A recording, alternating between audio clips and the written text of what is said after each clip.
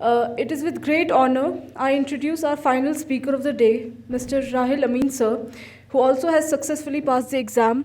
We are certainly privileged to hear from him and learn from his perspectives on the subject. Please give them a big round of applause.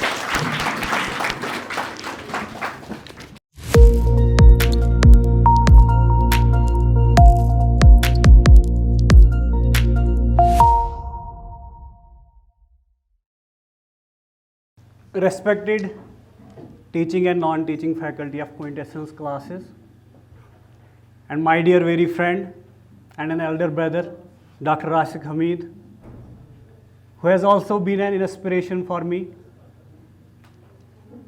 जब भी राशिक साहब मुझसे पहले कुछ बोलते हैं कहीं भी, तो मैं उनको बोलता हूँ आपको और 2 ऑप्शन लेना था, आपने एंथ्रो क्यों ले लिया? आपको भी लग रहा होगा कि इनको ऑप्शनल होना चाहिए उर्दू, एंथ्रोपोलॉजी क्यों ले लिया इन्होंने? तो मैं थोड़ा सा, आपने एक फेज देखा, इनका फेज देखा, इनकी जर्नी देखी। अब मैं थोड़ा सा अपने बारे में बताता हूँ कि हमारी प्रिपरेशन स्टार्ट कैसे हुई और इस प्रिपरेशन में हमारे अंदर कौन सी चेंज आई। 2020 में GCT जम्मू से मेरी ग्रेजुएशन हुई थी, कंप्लीट हुई थी एंडिंग 2020 में, और 2021 से ही हमने प्रिपरेशन स्टार्ट की, मैंने प्रिपरेशन स्टार्ट की। एक चीज़ है, बोलते हैं कि ये एग्ज़ाम वही निकाल पाएगा जो एक ब्रिलियंट स्टूडेंट है, जिसने कॉलेज में टॉप किया हो। अगर मैं अपनी कॉलेज लाइफ की बात करूंगा तो मेरे 65% जो है वो एग्रीगेट है, और सबसे क्लास में सबसे जो लीस्ट पढ़ता था वो मैं ही हूँ। उस टाइम पे पबजी का दौर था, मैं क्लास में पबजी खेलता रहता था। आप समझ रहे हो मेरी बात? ये फेसेस है सिविल सर्विस के, कि इसमें सिर्फ एक ही टाइप ऑफ बंदे नहीं निकाल सकते,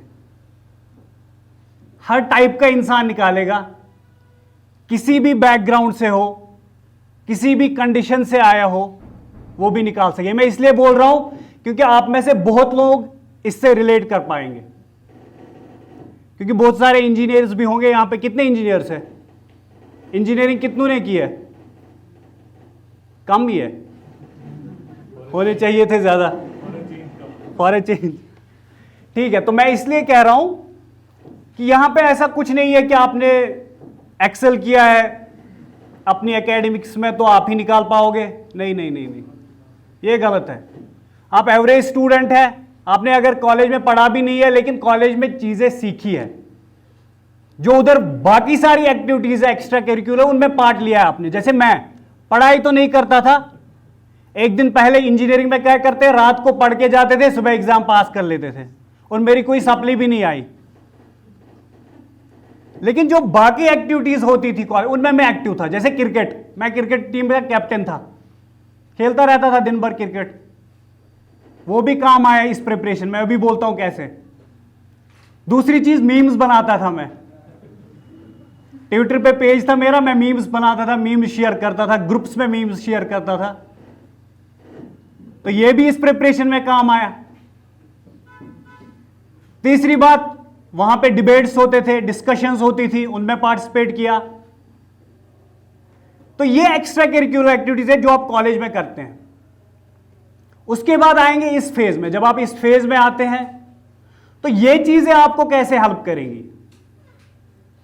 मैं ज्यादा अभी, क्योंकि डेमोक्रेसी है, आपकी ज्यादा सुननी है, हमने ही सब कुछ बोला तो क्या ही होगा।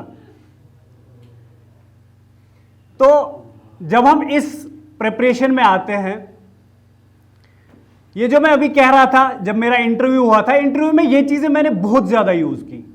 मैंने लीडरशिप पोजीशंस का काम किया, मैं क्रिकेट टीम का कैप्टन था, मैंने ऐसे डिबेट्स ऑर्गेनाइज किए, और सबसे यूनिक चीज, मैं मीम्स बनाता था। वो भी परेशान हो गए कि मीम है क्या। आप समझ रहे हो मेरी बात? तो इसमें जो चीजें आप लाइफ में करते हो, जो चीजें आपने लाइफ में की है, वो सारी यूज होंगी।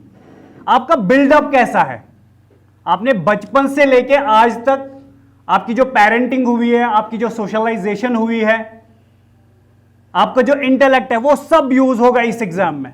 क्योंकि सर अभी बोल रहे थे, फहद सर इनने बोला कि इस एग्जाम में आपकी सिर्फ पढ़ाई काम नहीं करेगी, आपका बिहेवियर, और मेरे हिसाब से बिहेवियर 50%।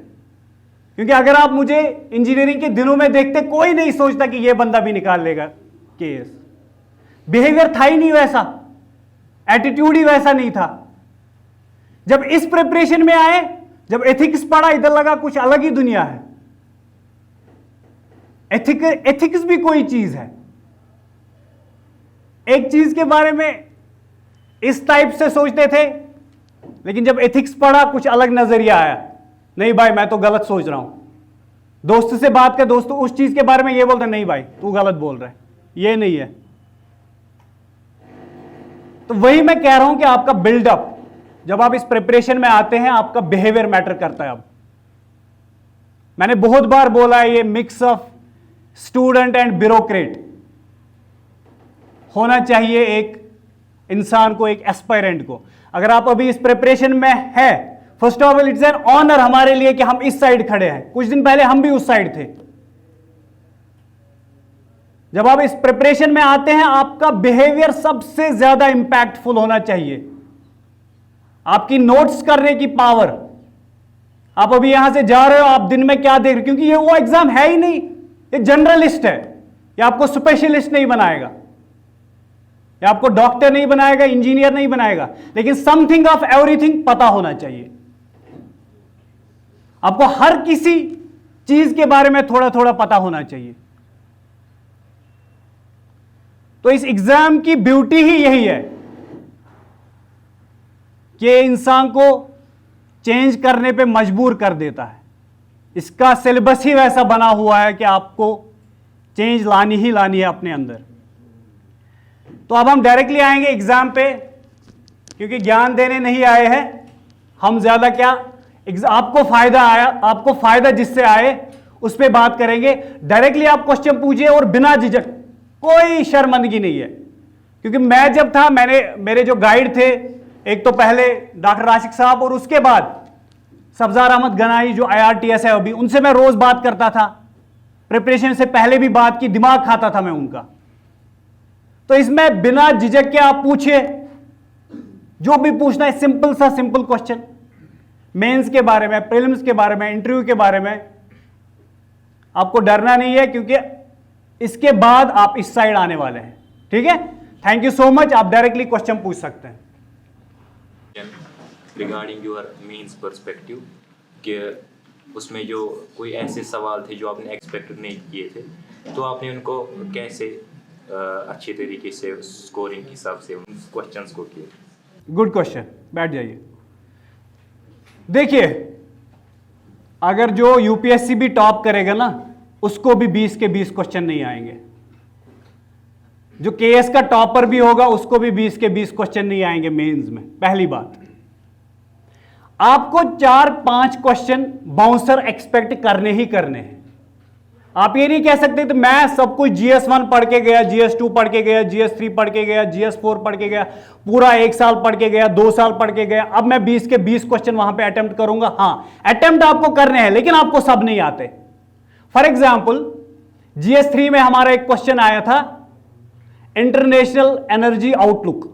वो एक रिपोर्ट है ना, इंटरनेशनल एनर्जी एजेंसी वो एक रिपोर्ट निकालती है। उस रिपोर्ट पे डायरेक्टली क्वेश्चन आए थे, बताइए इस रिपोर्ट के प्रोविजंस क्या थे। कौन पढ़ के जाएगा? उस रिपोर्ट के प्रोविजंस कौन पढ़ के जाएगा? उसकी वेबसाइट से निकालना है, फिर वो रिपोर्ट पढ़ने हैं, कौन पढ़ के जाएगा? लेकिन अब यहां पे काम क्या करेगा? आपका होलिस्टिक व्यू एनर्जी के बारे में, आप क्या क्या जानते हैं इस एनर्जी के बारे में? इंडिया कहां से मैक्सिमम, मैंने क्या लिखा, इंडिया कहां से मैक्सिमम इंपोर्ट करता है energy? Saudi Arabia, middle east से करता है ना, उसके बाद अब यूएसए की तरफ जा रहा है, अब रशिया की तरफ जा रहा है। इंडिया अब from non renewable to renewable जा रहा है कि नहीं एनर्जी में? तो वहां पे वो मिशंस भी कोट कर दिए। तो एनर्जी के बारे में जितना अब आपको पता है, लेकिन आपको ये नहीं पता कि ये इस रिपोर्ट में है कि नहीं, लेकिन आपको एनर्जी के बारे में मेन चीजें पता है। इतना इंपोर्ट कर रहा है, इतना एक्सपोर्ट कर रहा है, ये चीजें हो रही है एनर्जी में, यहां पे विंड फार्म बन रहा है, यहां पे ये कर रहा है, ईवीज की तरफ जा रहा है। जब मैं बाहर निकला, बिलीव मी, मैंने गूगल किया वही रिपोर्ट और वहां से वही प्रोविजंस निकले, और मैं पढ़ के नहीं गया था वो प्रोविजंस एज सच। तो मसला ये है कि आपका होलिस्टिक, आपने एनर्जी के बारे में क्या पता, क्या चीजें पता है, आपने वो कोट कर दी। यहां पे क्या चलता है, यहां पे यही है स्मार्ट वर्क। हम स्मार्ट वर्क की बात करते हैं, ये है क्या ये स्मार्ट वर्क? स्मार्ट वर्क वो चीज है which is done after your hard work part is done. पहले ही स्मार्ट वर्क नहीं करनी है।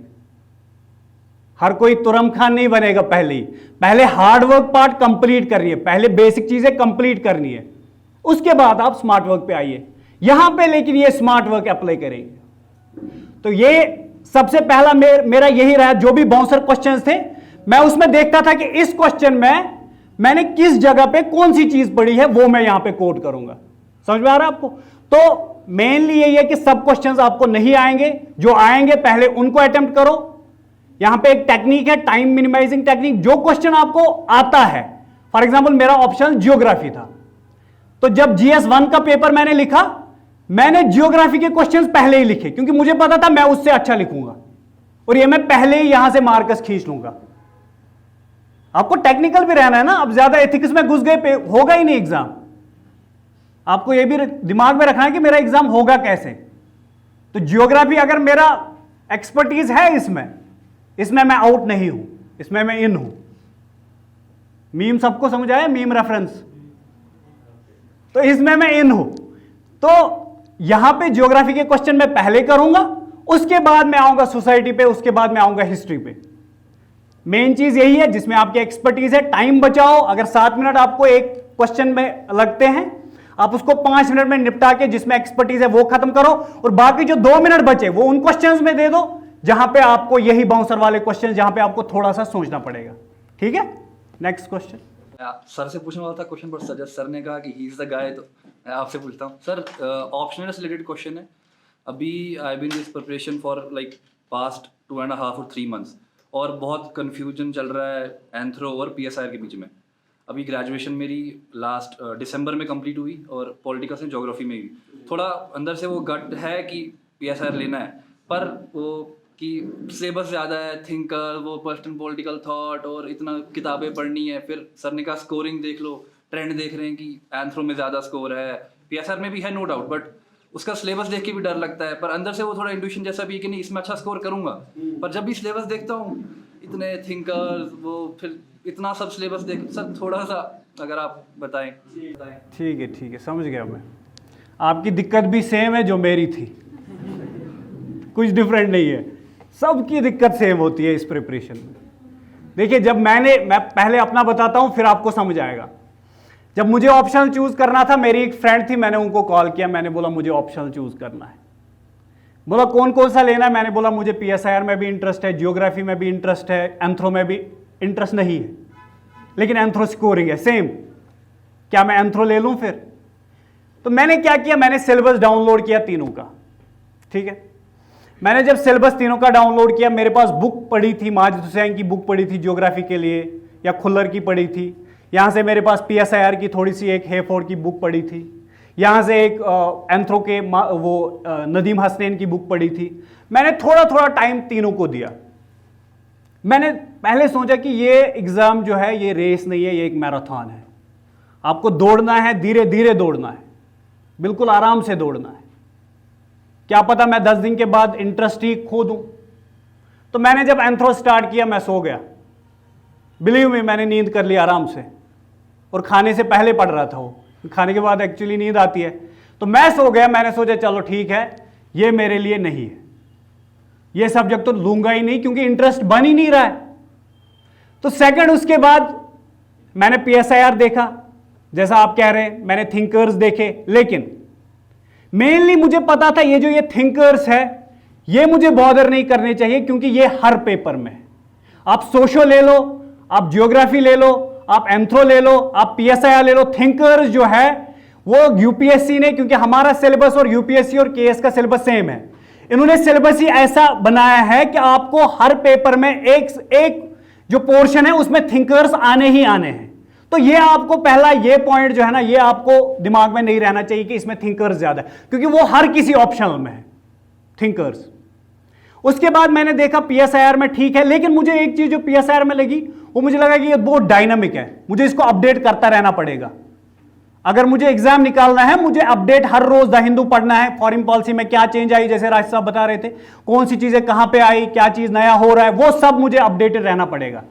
फिर मैंने जियोग्राफी पढ़ा। जियोग्राफी में एक चीज हुई, जियोग्राफी में मेरी क्यूरियोसिटी बढ़ गई जब मैंने स्टार्ट किया पढ़ना, क्योंकि मैं coming from an engineering background, मैंने जब पहली बार मैप देखा तो मुझे बड़ी हैरत सी हुई कि इंडिया का मैप इस तरीके से है, इन कंट्रीज की पोजीशन यहां पे है, क्योंकि मुझे पता ही नहीं था। जब आप इस प्रिपरेशन में आते हैं तो बहुत सारी चीजें पता चलती है ना। सेम मैंने जब ज्योग्राफी लिया तो मुझे पता ही नहीं था कि कौन कंट्रीज कहां पे थी, ये बांग्लादेश यहां पे क्या कर रहा है, ये नेपाल इधर ही क्या कर रहा है, ये तो बहुत नजदीक है। मुझे लग रहा था पता नहीं कहां है, क्योंकि देखा नहीं था, मेडिकल बैकग्राउंड था। तो उसके बाद मैंने देखा कि ज्योग्राफी में इंटरेस्ट बन रहा है, ये वोल्केनोज वगैरह जो है ये बड़ा मजेदार चीज है, ये कहां से नीचे से आ रहा है, लावा क्या है, ये चीज, तो क्यूरियोसिटी बढ़ गई। यानी क्यूरियोसिटी मतलब यहां पे ये है कि आपका जो वो लर्निंग वो है ना, कि आप में अंदर आ जाती है कि हाँ मुझे इस चीज को सीखना है, ये चीज है क्या, मुझे मजा आ रहा है पढ़ने में। तो ये मेरा सबसे पहला रहा, मुझे जब इंटरेस्ट पहले ही लगा। फिर मैंने इसके बाद देखा नहीं कि सक्सेस रेट है नहीं है, फिर कुछ नहीं देखा, सिर्फ एक चीज देखी कि मटेरियल अवेलेबल है कि नहीं, क्योंकि सेल्फ स्टडी था। उसके बाद मैंने मटेरियल ढूंढना स्टार्ट किया। मैंने कुछ बुक्स, अभी जहां पे जो ज्योग्राफी ऑप्शनल का कोई बंदा होगा, अगर वो क्वेश्चन पूछेगा मैं बताऊंगा सोर्सेज क्या थे मेरे, ठीक है। तो यहां पे मैंने कुछ बुक्स रेफर की, कुछ MSPs रेफर की, वो सारी चीजें मिला के मैंने अपना ज्योग्राफी का ऑप्शन सिलेक्ट किया। तो जो आपके ये ऑथर्स वाला है इसको आप साइडलाइन कीजिए, पहला आप इंटरेस्ट देखिए, उसके बाद आप देखिए मटेरियल अवेलेबल है कि नहीं, उसके बाद देखिए आप सक्सेस रेट पे, फिर तीसरा चौथा। लेकिन मेनली सक्सेस रेट आप एंथ्रो तो लेंगे, जब आपका इंटरेस्ट नहीं है, जब आप पढ़ेंगे नहीं तो सक्सेस का क्या करेंगे, है कि नहीं। सक्सेस रेट तीसरा चौथा आना चाहिए, लेकिन पहला यही है ना कि आप इंटरेस्ट, जब आप पढ़ोगे ही नहीं, जब आपका इंटरेस्ट नहीं बन रहा है तो सक्सेस रेट को क्या करना है, ठीक है। तो मेनली मेरा यही रहा ऑप्शनल चूज करने का, और आपका भी अगर काम करेगा तो आप देख लीजिए, ठीक है। और कोई क्वेश्चन? बहुत सारा कंटेंट मिलता है करंट अफेयर्स का, लाइक इस साल का, पिछले साल का, तो ये बहुत सारा हो जाता है, स्टैटिक से ज़्यादा करंट ही हो जाता है, और ज़्यादा पूछती भी है, UPSC पूछती है, JKPSC इसी के रिलेटेड पूछती है, कोरिलेट करती है स्टैटिक पोर्शन के साथ। तो स्टैटिक में जो भी आता है वो डिपेंड करता है कि करंट में क्या हुआ हो।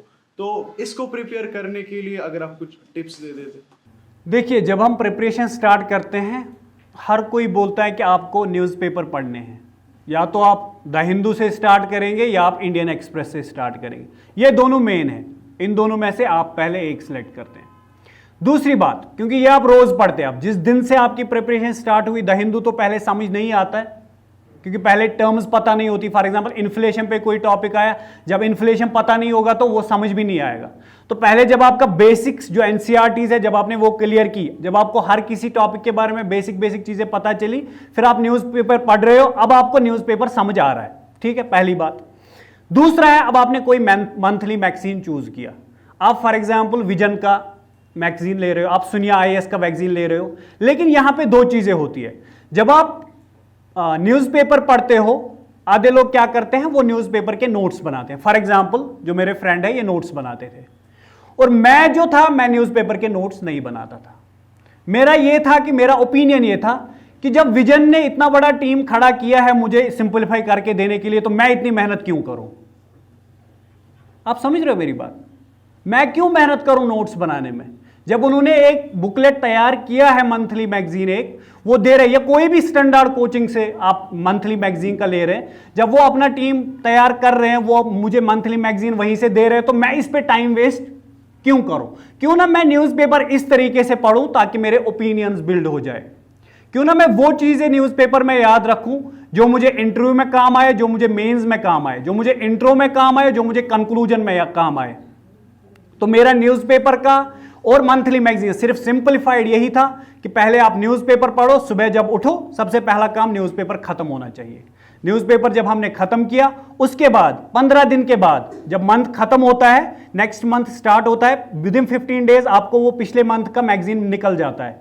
तो वो मैगजीन में विद इन, लेकिन मैगजीन मसला है कि पढ़ना कैसे है वो मैगजीन। जब आप वो मंथली मैगजीन लेते हैं क्योंकि इंफॉर्मेशन बहुत ज्यादा होती है, तो उसमें मैं कहता हूं जो बॉक्स में लिखा होता है विजन में, विजन के जो मंथली मैगजीन उसमें जो बॉक्स में लिखा होता है वो थोड़ा सा इंपॉर्टेंट हो जाता है। और दूसरा जो न्यूज होती है, एक तो वो इंपॉर्टेंट हो जाती है, और न्यूज के मुतालिक फॉर एग्जाम्पल अभी जो चल रहा था जोशीमठ सिंकिंग, जो जोशीमठ सिंकिंग क्यों हो रहा है, इसके रीजंस क्या है, ठीक है। फॉर एग्जाम्पल अभी लिथियम रिजर्व्स कहां पे मिले, कहां पे मिले, मिले ना, तो वो क्यों मिले और वो इंडिया को कैसे हेल्प करेंगे एनर्जी में, एनर्जी सिक्योरिटी में, वो सारी चीजें आपको फिर बाद में एनालाइज करनी है। और विजन के मंथली मैगजीन में अगर आप देखोगे पहले कुछ उसके मुतालिक फैक्चुअल डेटा याद रखना है ताकि वो प्रीलिम्स में काम आ जाए, उसको हाईलाइट करना है, वहीं पे नोट्स अलग बनाने की जरूरत नहीं है। फिर वहां से एनालिसिस करनी है, अगर लिथियम रिजर्व्स मिले हैं तो ये मुझे, ये इंडिया को एनर्जी सिक्योर होने में कैसे हेल्प करेंगी। तो ये मेन रहा है करंट अफेयर्स में। It's about, sir, after starting your preparation, how much time you choose your optional? Sir, and my second question is about after giving your personality test, you are expecting that you will be in the list or not? देखिए optional जो है, जैसे sir भी बोल रहे थे, ये हमारी प्रिपरेशन में आपकी 50% जो सिलेक्शन है वो डिसाइड करेगा आपका ऑप्शनल। क्योंकि जीएस में, जैसे मैं अभी कह रहा था, जीएस में आप ऐसे तैसे करके तो बीच में कहीं पे निकल जाते हो, क्योंकि आपके मेन क्वेश्चंस है वो आपने अटेम्प्ट किए, कुछ बाउंसर क्वेश्चंस वो आपने अटेम्प्ट किए, लेकिन मेन आपका जो सिलेक्शन अब डिसाइड करेगा वो डिसाइड करेगा आपका ऑप्शनल। तभी हम ऑप्शनल की इतनी बात करते हैं। तो मेरा ये रहता था जब मेंस जब प्रीलिम्स हमारा क्लियर हुआ उसके बाद मेरा 50% ऑफ द टाइम जो होता था वो ऑप्शनल पे ही होता था, क्योंकि मेरा ज्योग्राफी ऑप्शनल था। आपने देखा होगा जिसका ज्योग्राफी थोड़ा सा लेंथी है, ये ज्योग्राफी ऑप्शनल, इसको सिलेबस कवर करने में थोड़ा टाइम लगा। तो मेरा 50% यानी 1 बजे तक अगर मैं पढ़ता था जीएस, तो 1 बजे के बाद मैं कम से कम 8 बजे तक अपना ऑप्शनल पे देता था कि मैं ऑप्शनल कैसे पढ़ूं। मेरे जो ऑप्शनल के सोर्सेज थे मैं मेन उसी पे फोकस करता था, जो मेरे बेसिक सोर्सेज थे। और मेरी सबसे बड़ी ये चीज थी कि जो करंट अफेयर्स में जो ऑप्शनल में हो रहा था, जैसे मैंने अभी कहा, ये जोशीमठ सिंकिंग, ये रिजर्व, ये सारी चीजें लिंक करता था कि ऑप्शनल में ये चीजें कहां पे यूज होंगी, ठीक है। तो ये मेरा ऑप्शनल का था। उसके बाद आपने बोला कि जब आपने पर्सनैलिटी टेस्ट दिया, देखिए एक चीज है इस प्रिपरेशन में, जब आप पढ़ते हैं दिन भर लाइब्रेरी में बिना किसी एप्रिसिएशन के, आपको कोई वहां पे अप्रिशिएट नहीं करता। सबसे बड़ी मतलब डिमोटिवेशन है एक्चुअली कि आप पढ़ रहे हो दिन भर, आपको लेकिन कोई नहीं बोल रहा है आप पढ़ रहे हो, क्योंकि ये आप अपने लिए पढ़ रहे हो, आपको किसी ने फोर्स नहीं किया। ये प्रिपरेशन ही वैसी है, आपको किसी ने फोर्स नहीं है कि आप आ जाओ इस प्रिपरेशन में। आप पढ़ रहे हो बिना किसी एप्रिसिएशन के, आपको कोई अप्रिशिएट नहीं कर रहा है। आपने दिन भर लाइब्रेरी में पढ़ाई की, आप घर चले गए, लेकिन जब आप सोने से पहले दिमाग में ये याद रख, जो मैं करता था, मेरा ये था कि मैं सेटिस्फाई नहीं होता था। मैं सोचा आज मेहनत की ही नहीं, आज तो मैंने पढ़ाई की लेकिन सेटिस्फाई हुआ ही नहीं, मेरी पढ़ाई अधूरी रह गई, कल और पढ़ना है, कल इससे क्यूरियस होना है, कल कुछ और सीखना है, लेकिन आज मैंने बेस्ट नहीं दिया। दिमाग में यही था, आज मैंने बेस्ट नहीं दिया। तो जब मैंने पर्सनैलिटी टेस्ट दिया, क्योंकि हम दोनों एक साथ प्रिपेयर कर रहे थे, हमने कम से कम हमने वीडियो भी उठाए उसके, हमने कम से कम एक दूसरे के 10-20 मॉक्स लिए होंगे। ऐसे ही मैं क्वेश्चन पूछता था, ये क्वेश्चन पूछते थे, रूममेट्स थे। तो उसके बाद जब पर्सनैलिटी टेस्ट हमने दिया, पहले हमने सोचा कि हमारे लिए पहले तो ये प्रिविलेज है कि हम इंटरव्यू स्टेज तक पहुंचे। एक एस्पायरेंट के लिए सबसे खुशी की बात पता है क्या होती है? कि वो इंटरव्यू का एक्सपीरियंस करे। आपने इंटरव्यू, हमारे लिए तो पहले ये था कि जब हमारा प्रीलिम्स निकला, मैं इसको अभी कह रहा था, जब फाइनल सिलेक्शन हुई मुझे उतनी खुशी हुई नहीं जब प्रीलिम्स निकला था। तो हमने क्या किया, मेनली हमने प्रोसेस पे बिलीव किया, प्रोसेस को एंजॉय किया, एंड रिजल्ट पे गए ही नहीं। हमने देखा ही नहीं हमें ऑफिसर बनना है। ऑफिसर बनने पे अगर आप चले गए ना, फिर गलत चीजों में लग गए, फिर आप एलिट क्लास में घुस गए कि हम, मुझे ये चीजें होंगी, वो चीजें होंगी, अब गाड़ी होगी, अब तनख्वाह होगा, ये होगा, वो देख, हमें पता भी नहीं है कितना है क्या है। तो मेन ये है कि हमने प्रोसेस पे बिलीव किया, मेंस दिया, प्रीलिम्स दिया, इंटरव्यू दिया, प्रोसेस पे बिलीव किया, एंजॉय किया। उसके बाद जब इंटरव्यू हमारा खत्म हुआ, हाँ एक्सपेक्ट करता है इंसान कि मेरा इंटरव्यू तो बहुत अच्छा हुआ, लेकिन डिपेंड करता है आपका मेंस, आपको सिर्फ रोक सकता है अफसर बनाने से, लेकिन बनाता कौन है? मेंस। इंटरव्यू में तो सिर्फ 250 मार्क्स है, मेन तो हमारा मेंस ही है ना। तो यही था कि अगर मेंस अच्छा हुआ होगा, इंटरव्यू तो हमारा माशाल्लाह बहुत अच्छा हुआ था, अगर इंटरव्यू में हमारा अच्छा हुआ तो हमने सोचा था कि चलो ठीक है, शायद हम एक्सपेक्ट कर सकते हैं कि हमारा नाम जो है लिस्ट में। लेकिन हमने ये नहीं रखा था कि हमने दूसरे मेंस के लिए पढ़ाई स्टार्ट कर दी थी। मैं लाइब्रेरी में था उस टाइम जब रिजल्ट आया था, बिलीव मी, हम दोनों पढ़ रहे थे उस टाइम पे, तो हमें ध्यान नहीं था। हमने बोला ठीक है, जब होगा तो होगा, वरना हम अगले मेंस के लिए अप्लाई होंगे। तो मेन यही था हमारा। और कोई क्वेश्चन? सर मैं स्टूडेंट्स के बिहाफ पे आपसे एक रिक्वेस्ट करूंगा, अगर आप थोड़ा सा इनके साथ शेयर करें, मेंस में जब आपने आंसर लिखा तो कितने पॉइंटर्स या फिगर्स या मैप्स आपने अपने आंसर में ड्रॉ किए, अगर आप वो थोड़ा सा इनको बता सकें। सेकंड, हमें खासकर स्टेट सर्विसेज के एग्जामिनेशन में, क्योंकि मैक्सिमम स्टूडेंट्स फैमिली में घर में ही रह के प्रिपेयर करते हैं, तो एक सोशल प्रेशर, एक फैमिली प्रेशर, एक एस्पिरेंट पे जो होता है इस पूरे प्रिपरेशन के टाइम पे, वो आपने कैसे हैंडल किया, उसको अगर आप शेयर करें इनके साथ तो इट विल बेनिफिट। बिल्कुल, पहले हम आंसर राइटिंग पे आते हैं। देखिए, जैसे मैंने अभी कहा, जो ट्रेडिशनल आंसर्स है उसमें आप पहले डेफिनेशन कोट करते हैं। जब आपकी फॉर एग्जांपल आपका मॉनसून पे क्वेश्चन आया, अब आपने यहां पे देखना है कि डायग्राम्स तो बहुत दिमाग में आएंगी, चीजें तो बहुत दिमाग में आएंगी, लेकिन आपका क्वेश्चन है कि मॉनसून में एरर क्यों आ रहा है, वेरिएशन क्यों आ रही है। तो आपका दिमाग में यह आना चाहिए कि मैं यहां पे कौन सी डायग्राम डालूं, कौन सी डायग्राम इफेक्टिव है। यहां पे आपने बॉक्स बनाया, क्योंकि वहां पे जगह की भी कमी होती है, 10 मार्क के लिए सिर्फ एक पेज दोनों साइड से। तो आपको क्या करना है, आपने एक बॉक्स बनाया, बॉक्स में इंडिया की डायग्राम बनाई। इंडिया की जब आपने डायग्राम दिखाई, वहां पे दिखाना है कि वेरिएशन की परसेंटेज, कहां पे ज्यादा वेरिएशन है रेनफॉल में, कहां पे वेरिएशन कम है। यह आपकी यहां पे वो डायग्राम होगी जो आपको सच में यूज करनी है यहां पे। अब आप यहां पे ये नहीं कह सकते कि मॉनसून में मैं ये वाली डायग्राम नहीं डालूंगा, क्योंकि आपकी वेरिएशन दिखानी है तो वेरिएशन समझ में आनी चाहिए। उसके बाद अगर आपको मॉनसून का फिनोमेना दिखाना है, आप वो वाली डायग्राम दिखाओगे जो यहां पे अप्लाई होगी। आप बिल्कुल साउथ ईस्टर्ली विंड्स को साउथ वेस्टर्ली में कैसे कन्वर्ट करोगे, आप दिखाओगे बे ऑफ बंगाल वाली ब्रांच कहां जा रही है, अरेबियन सी वाली ब्रांच कहां जा रही है, ये मर्ज कहां पे हो रहे हैं। समझ रहे हो आप मेरी बात? सबको पता होगी ये चीजें, लेकिन मसला है उस सिचुएशन में कौन ये डायग्राम याद रखेगा और किसको पता चलेगा यहां पे रिलेवेंट डायग्राम कौन सी है। और सिर्फ डायग्राम्स का मसला नहीं है, अब कोई क्वेश्चन ऐसा होगा आपको फ्लो चार्ट व्यू में जाना है। फॉर एग्जाम्पल आपको आएगा कि वुमेन पे कोई क्वेश्चन आएगा, वुमेन्स में कौन कौन सी प्रॉब्लम है इंडिया में, आपको एक फ्लो चार्ट व्यू लेना है। फॉर एग्जाम्पल जब वुमेन बॉर्न नहीं हुई, पहले ही क्या डिस्क्रिमिनेशन होती है उसकी मदर के साथ, पहले ही बोला जाता है कि जन्म मत दो, बर्डन है। उसके बाद अब यहां पे लाइफ साइकिल वाला अप्रोच चलेगा।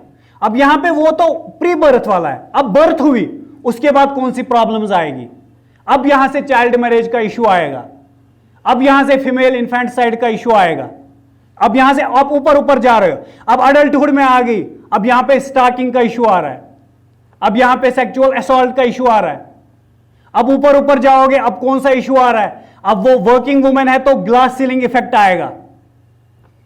समझ रहे हो कि नहीं? तो यहां पे कौन सा अप्रोच अभी चल रहा है, यहां पे लाइफ साइकिल अप्रोच चल रहा है। तो मेरा जो क्वेश्चन है उसको एग्जामिनर को भी लगना चाहिए, ये एक याद करके नहीं आया, सब में इंट्रो बॉडी और कंक्लूजन लिख के जा रहा है, नहीं, ये मोनोटोनस नहीं दिखना चाहिए।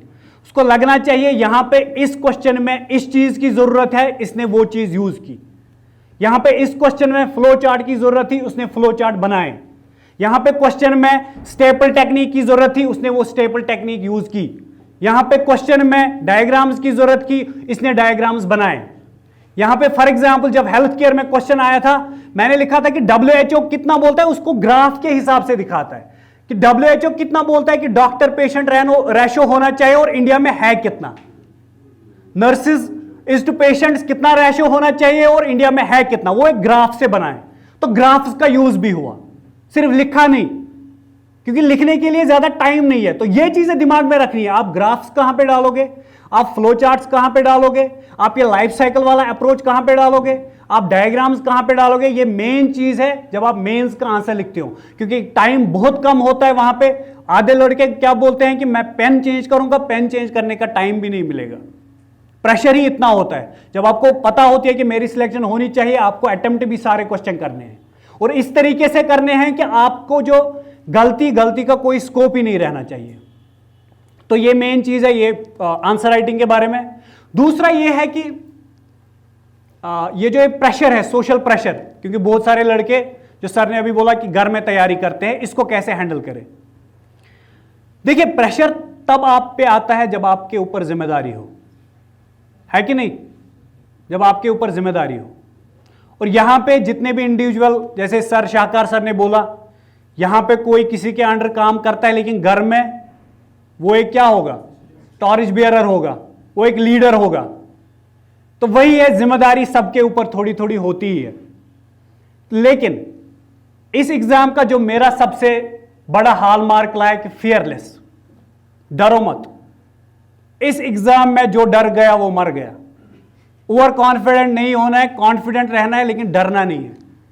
फियरलेसली अपनी चीजों को बिल्कुल अटैकिंग पोजीशन में रहो। डिफेंसिव पोजीशन में जाना ही नहीं है, डिफेंसिव खेलना ही नहीं आता, डायरेक्ट अटैक करेंगे, चाहे वो प्रीलिम्स हो, मेंस हो या इंटरव्यू। तो सोशल प्रेशर में भी सेम अप्लाई होगा। अब आपने एथिक्स पढ़ा, अब आपको सारे पर्सपेक्टिव्स पता है। यहां पे क्या है, सोशल प्रेशर में आपको ये एस्पायरेंट है, आपको खुद ही लगेगा अब मैं एस्पायरेंट हूं, मैं पहले सोशली आइसोलेट हो जाऊंगा, मुझे आइसोलेशन में रहना है। लेकिन अपना टाइम टेबल, अपना बिल्डअप इस तरीके से बनाओ कि पढ़ाई नॉर्मलाइज हो। पढ़ाई नॉर्मलाइज कैसे होगी? जब आप रोज उठोगे, सोओगे, खाना खाओगे, सुबह पढ़ाई स्टार्ट करोगे, शाम को 1 घंटा खेलने जाओगे। मैंने क्रिकेट छोड़ा ही नहीं प्रिपरेशन में। हमदर्द स्टडी सर्कल में था मैं 1 साल, वहां पे शाम को आराम से क्रिकेट खेलते थे। तो मसला यही है कि जो आपकी प्रिपरेशन है ना, इसमें आपने जो अपना टाइम टेबल बनाया वो इतना रिजिड तो नहीं है कि आपने प्रेशर ही ले लिया खुद पे, या आपको सोसाइटी ने प्रेशर दे दिया, देखो ये 20 घंटे पढ़ता है, इसको करना ही करना है। मैं इस तरह से प्रिटेंड करता है कि मेरा अगर होगा भी नहीं, मैं बोलूंगा मैं कम घंटे पढ़ता था, क्योंकि अपना टाइम टेबल उस तरीके से बनाया था, फ्लेक्सिबिलिटी रखी थी। सुबह उठो, आराम से 8 बजे पढ़ाई स्टार्ट करो। लेकिन मेरा यह था कि मैं मॉर्निंग पर्सन हूं, मैं 6 बजे उठता था फॉर एग्जाम्पल। कोई रात को पढ़ता है, वो रात को पढ़ेगा।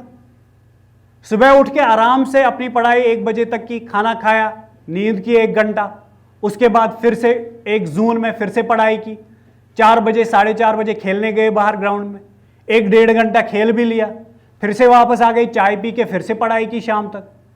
और बिलीव मी, खाने के बाद मैंने पढ़ाई नहीं आज तक।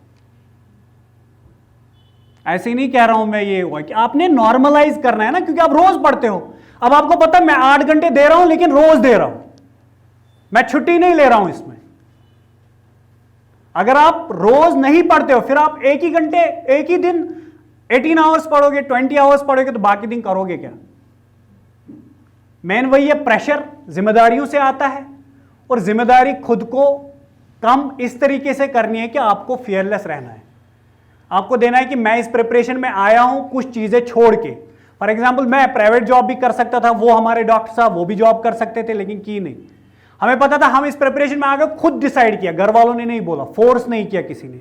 हम खुद प्रिपरेशन में घुसे हैं और हमें खुद ही निकलना है। तो ये जो सोशल प्रेशर है, ये इस तरीके से हैंडल करो कि आप सोचो दिमाग में पहले तो ये चीज है कि रिश्तेदारों को बोलना ही, किसी को बोलना ही नहीं आप प्रिपेयर कर रहे हो। सबसे बड़ी बात, बोलो मैं कुछ अलग कर रहा हूं, किसी को मत बोलो मैं किस एग्जाम के लिए प्रिपरेशन कर रहा हूं, क्योंकि एक्सपेक्ट करेंगे ना रिजल्ट। ऐसे पता ही नहीं है किसी को क्या कर रहा है, पता नहीं क्या कर रहा है, फिर बाद में पता चले। रिजल्ट के टाइम पे तो हर किसी को पता चलता है। तो बोलो ही मत ना, बोलो पता नहीं पढ़ रहा हूं, ऐसे ही देख रहा हूं क्या है क्या नहीं है। तो इससे बर्डन कम हो जाएगा आपका सोशल। और जो घर में तैयारी कर रहे हैं खासकर, ये एग्जाम ऐसा नहीं है जो घर में नहीं निकल सकता, घर में भी निकलेगा, बाहर भी निकलेगा, कोचिंग कर लो वो भी निकालेगा, बिना कोचिंग के भी निकलेगा, हर किसी टाइप के बंदे निकाल लेते हैं। जो घर में होगा उसका भी सेम बिल्डअप होना चाहिए, सेम पढ़ाई को नॉर्मलाइज करना है। ये नहीं कि दोस्त को कॉल किया आज मैंने 10 घंटे पढ़ाई की, भाई नहीं, 10 घंटे तूने नहीं पढ़ाई की, तूने अब नॉर्मलाइज कर दिया इसको। आपने अब अपने अंदर इसको इस तरह आपका बिल्डअप हुआ कि अब आप रोज उठते हो, रोज यही काम करते हो, अब आपके लिए ये नॉर्मल बन चुका है। तो ये आपके लिए अब मैटर नहीं करना चाहिए, ठीक है। I would like to one thing, जो सोशल प्रेशर की बात इन्होंने की है, तो जो रायल साहब ने बात की है कि सोशल प्रेशर इसकी कैसे कम करेंगे, ये मेरे साथ भी ये बात थी कि मुझे लगता है कि मेरे आधे रिलेटिव्स को रिजल्ट के दिन पता चला कि ये प्रिपरेशन कर रहा है। आधों को ये पता था कि अभी इसकी सप्ली आ रही है, शायद ग्रेजुएशन में कंप्लीट नहीं हुई है। तो वो एक कोट है ना, be so private that people can only assume about you.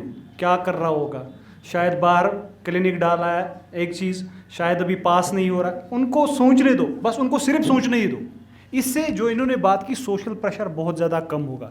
अब आपने अभी एनसीईआरटी की एक लाइन नहीं पढ़ी, व्हाट्सएप पे स्टेटस डाला LBSNAA I am coming, obviously pressure तो आएगा, आपसे पूछेंगे क्या किया क्या नहीं किया। मेरे पेरेंट्स को प्रीलिम्स के रिजल्ट के बाद पता चला कि मैं दिल्ली में तैयारी कर रहा हूँ। मैंने उनसे क्या कहा था, क्योंकि मेरी ग्रेजुएशन 2020 में कंप्लीट हुई, तो मुझे वहाँ पे अपने भाई के साथ में रहने लगा। वो डीयू में पढ़ते थे तो उनका फ्लैट था, तो मैंने तैयारी स्टार्ट की वहाँ पे। अब मैंने क्या काम किया, मैंने उनको बोला घर वालों को कि मैं यहाँ पे क्लिनिक जाता हूँ। द रीज़न भी क्योंकि मुझ पर प्रेशर था नहीं।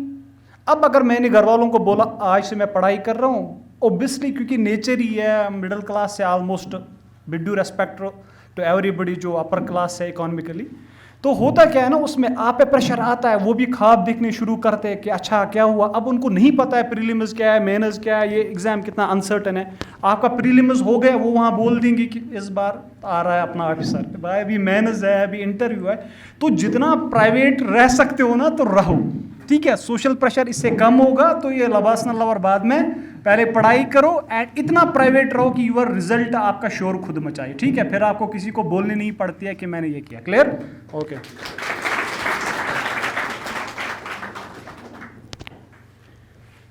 ठीक है, फिर आई होप कि आप लोगों को हमारे यहाँ आने से कुछ तो फ़ायदा हुआ होगा, और कि हम इंशाल्लाह होप भी करेंगे कि इन चेहरों को हम याद रखें और आप जल्दी इस साइड आ गए।